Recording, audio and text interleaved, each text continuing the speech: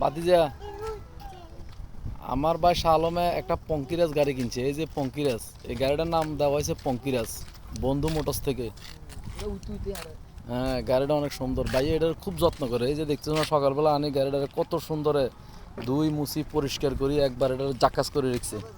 যাত্রী যাত্রী মনে করে না কি, তা চয়েসফুল যাত্রী উঠেবো গাড়ির ভিতরে, সুন্দর সুন্দর নারী উঠেবো, সুন্দর সুন্দর মেয়ে উঠেবো ভাই। ড্রাইভারটাও লাল একবার হওয়ার মতন। কি অবস্থা শাহ আলম? হ্যাঁ, গাড়ি তো একটা লইছে পঙ্কিরাজ জাক্কাস। কিছু বলো না ভাইয়া, যাত্রীর উদ্দেশ্যে কিছু কও। হুম, কও যাত্রীর উদ্দেশ্যে কিছু কও, যাত্রীর কেমন সেবা দিবা? হ্যাঁ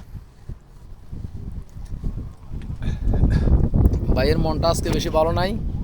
ভাইয়ে গাড়িটা ধুইতে ধুইতে ক্লান্ত হয়ে গেছে, এখন গাড়ি ধুই মুছি পরিষ্কার করে এখন বাইরে। আজকে সকালে বাইরে না, না এই যে মাত্র যাইতেছে। ভাইয়ের পকেটে টাকা নাই, এই জন্য মনটা বেশি ভালো নাই। হ্যাঁ, ভালো আছি। মহসেন কি অবস্থা?